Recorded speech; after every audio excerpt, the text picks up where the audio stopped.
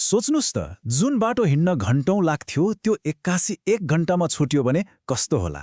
यो कुनै कल्पनाको कुरा होइन, यो त त्यो बाचा हो जुन नेपालले 30 वर्षदेखि देखिरहेको छ। काठमाडौँ तराई द्रुत मार्ग। आउनुहोस् आज यो विशाल आयोजनाको गहिराईमा डुबुल्की मारौँ। हो, परिवर्तन चाहिँ यस्तै नाटकीय हुनेवाला छ। 6 घण्टाभन्दा बढीको यात्रालाई घटाएर लगभग 1 घण्टामा सीमित गर्नु, यो सामान्य कुरा पक्कै होइन। तर यस्तो ठूलो परिवर्तन ल्याउन आखिर के चाहिन्छ त? यो द्रुत मार्ग वास्तवमा हो के? ल, अब यो सपनालाई अलि नजिकबाट निहालौँ। यसलाई अर्को एउटा राजमार्ग मात्रै सम्झिनु चाहिँ गल्ती हुन्छ। यो त आधुनिक नेपालको एउटा दृष्टिकोण हो जसलाई इन्जिनियरिङको माध्यमबाट साकार पार्ने एउटा भव्य प्रयास भइरहेको छ। हेर्दा त जम्मा 72.5 किलोमिटर, खासै लामो नलाग्न सक्छ होइन? तर यो छोटो दूरीभित्र जे जति बनाइदैछ त्यो साँच्चै नै असाधारण छ। हामी कुरा गर्दैछौँ एसियन हाइवे मापदण्डको 4 लेनको बाटोको, जुन हाम्रो अहिलेको घुमाउरो बाटोमा कल्पना पनि गर्न नसकिने गतिमा गाडी चलाउन मिल्ने गरी डिजाइन गरिएको छ। र यहाँनिर देखिन्छ इन्जिनियरिङको असली कमाल। पहाडहरू छिचोल्नका लागि 11 किलोमिटर लामा सुरङ्गहरू, खोला र खोजहरू पार गर्न 79वटा पुलहरू, जसमा केही त विशाल र उच्च प्रविधियुक्त संरचनाहरू छन्। यो नेपालले विरलै देखेको स्तरको इन्जिनियरिङ हो।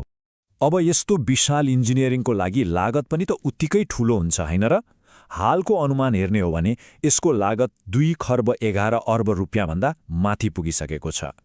त्यसो भए प्रश्न उठ्छ, यति धेरै पैसा र मेहनत किन खर्च गर्ने त?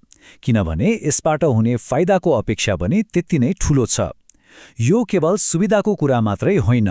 यसको आर्थिक पक्ष हेर्ने हो भने हरेक वर्ष इन्धन र गाडी मर्मतमा अर्बौं रुपियाँ बचत हुने देखिन्छ। कृषि उपजका लागि एउटा महत्त्वपूर्ण आर्थिक करिडोर बन्ने देखिन्छ।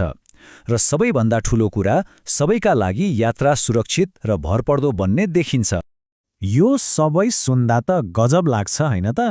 देशको लागि एउटा गेम चेन्जर जस्तै। तर यही बिन्दुमा आएर एउटा 30 वर्ष पुरानो प्रश्नले हामीलाई घोच्छ। यदि फाइदा यति स्पष्ट छ भने यो अहिलेसम्म किन बनेन त? यसको जवाफ खोज्न हामीले यसको लामो र जेलिएको इतिहास पल्टाउनै पर्छ। एउटा यस्तो कथा जुन राजनीतिक उथलपुथल, विवाद र कयौं असफल प्रयासहरूले भरिएको छ। सोच्नुस्, यसको सोच पहिलो पटक सन् 1992 मा आएको थियो। तर त्यसपछि देश 1 दशक लामो द्वन्द्वमा फस्यो र यो आयोजना अल्पत्र पर्यो। खास ड्रामा त सन् 2014 मा सुरु भयो, जब सरकारले यो आयोजना एउटा विदेशी कम्पनीलाई दिने विवादास्पद निर्णय गर्यो। यो निर्णयले राष्ट्रिय स्तरमा ठूलो बहस सृजना गर्यो र अन्ततः 2017 मा नेपाली सेनाले यसको जिम्मा लियो। त्यो बहसको केन्द्रमा थियो एउटा शब्द, न्यूनतम राजस्व ग्यारेन्टी। सुन्दा प्राविधिक लाग्न सक्छ, तर यो नेपालको लागि एउटा ठूलो जुवा जस्तै थियो। यसको सोझो मतलब के थियो भने सरकारले त्यो कम्पनीलाई निश्चित नाफाको ग्यारेन्टी दिनुपर्थ्यो। यदि बाटोमा सोचे जति गाडी चलेनन् भने घाटाको रकम नेपाली करदाताले तिर्नुपर्ने हुन्थ्यो। यसलाई धेरैले एउटा सम्भावित ऋणको पासोको रूपमा हेरे। र शर्तहरू त्यतिमा मात्र सीमित थिएनन्। कम्पनीले आयोजनाको 80% लागत नेपालले नै ऋणको रूपमा दिनुपर्ने, सिधै अनुदान दिनुपर्ने र उनीहरूको खर्चको ब्याज समेत नेपालले नै तिरिदिनुपर्ने जस्ता मागहरू राखेको थियो। जनता र विज्ञहरूले यसलाई सरासर अन्यायपूर्ण सम्झौता माने र चौतर्फी विरोध सुरु भयो।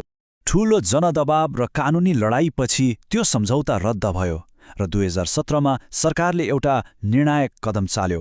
यो आयोजना हामी आफै बनाउँछौँ। आयोजना नेपाली सेनालाई हस्तान्तरण गरियो, जुन क्षणलाई धेरैले राष्ट्रिय गौरव पुनः प्राप्त गर्ने एउटा नयाँ सुरुवातको रूपमा हेरेका थिए। सेनालाई एकदमै महत्त्वकांक्षी समयसीमा दिइयो, 4 वर्षमा काम सक्ने। सन्देश एकदमै स्पष्ट थियो, यसपटक फरक हुनेछ। यो आयोजना नेपालद्वारा नेपालको लागि नै निर्माण हुनेछ। तर आयोजनाको जिम्मा लिनु त चुनौतीहरूको एउटा नयाँ अध्यायको सुरुवात मात्रै थियो। अगाडिको बाटो सोचे जस्तो सहज बिल्कुलै भएन। पहिलो ठूलो बाधा हो पैसा। यो स्लाइडले बजेट कसरी आकाशिएको छ भनेर एकदमै स्पष्ट देखाउँछ। सुरुमा 55 अर्बको अनुमानबाट बढेर यो 112 अर्ब पुग्यो र अहिले त 211 अर्ब रुपियाँ नागिसकेको छ। लागत झण्डै 4 गुणाले बढेको छ। र लागत मात्रै होइन, समय सीमा पनि टाढिँदै गएको छ। त्यो सुरुको 4 वर्षे 2021 को म्याद अब एउटा पुरानो सम्झना मात्रै हो। अहिलेको लक्ष्य 2027 तोकिएको छ, तर धेरै विज्ञहरू त्यो पनि पूरा हुनेमा शङ्का गर्छन्। सायद सबैभन्दा निरन्तर र भावनात्मक बाधा भने आयोजनाको सुरुवाती बिन्दु खोखनाको प्राचीन बस्तीमा छ। त्यहाँका स्थालीयहरू जग्गाको लागि मात्र लडिरहेका छैनन्, उनीहरू आफ्नो जीवन्त संस्कृति र सम्पदा जोगाउन लडिरहेका छन्, जुन द्रुत मार्गले मेटाइदिने डर उनीहरूलाई छ। यो द्वन्द धेरै जटिल छ। यो सिकाली मन्दिर जस्ता पवित्र स्थलहरूको संरक्षणसँग जोडिएको छ, समुदायको स्वामित्वमा रहेको गुठी जग्गा जोगाउनेसँग जोडिएको छ र उचित मुआब्जाको विवादसँग पनि जोडिएको छ। समुदायले त प्रवेश बिन्दु नै अलिकति सार्न प्रस्ताव गरेको छ, तर अहिलेसम्म यो गतिरोध कायमै छ र यो महत्त्वपूर्ण खण्डको काम पूर्ण रूपमा रोकिएको छ। यति मात्र होइन, आयोजना आर्थिक अनियमितताको आरोपबाट पनि बच्न सकेको छैन।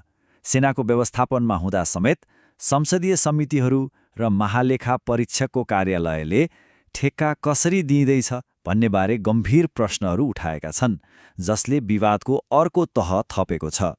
यी सबै मुद्दाहरू, ढिलाइ, बढ्दो लागत, स्थानीय विवाद अनि अनियमितताका आरोपहरूले हामीलाई यो सम्पूर्ण आयोजनामाथि मड्डारिएको त्यो एउटा आधारभूत प्रश्नमा ल्याइ पुर्याउँछ। तर एउटा कुरा स्पष्ट हुनुपर्छ, काम भइरहेको छ। आयोजनाको लगभग 1/3 भौतिक प्रगति सम्पन्न भइसकेको छ, तर 2/3 काम अझै बाँकी रहँदा र हामीले छलफल गरेका सबै समस्याहरूका बीच एउटा गम्भीर शङ्का वास्तविक छ र बढ्दो छ। त्यसो भए 3 दशकको सपना, अर्बौंको लगानी र अनगिन्ती विवादहरूपछि काठमाडौँ तराई द्रुत मार्ग अन्ततः के बन्ला? राष्ट्रिय गौरव र आधुनिक विकासको एउटा चम्किलो प्रतीक, वा एउटा चेतावनीमूलक कथा, राष्ट्रलाई पैसाभन्दा धेरै महँगो परेको एउटा सेतो हात्ती?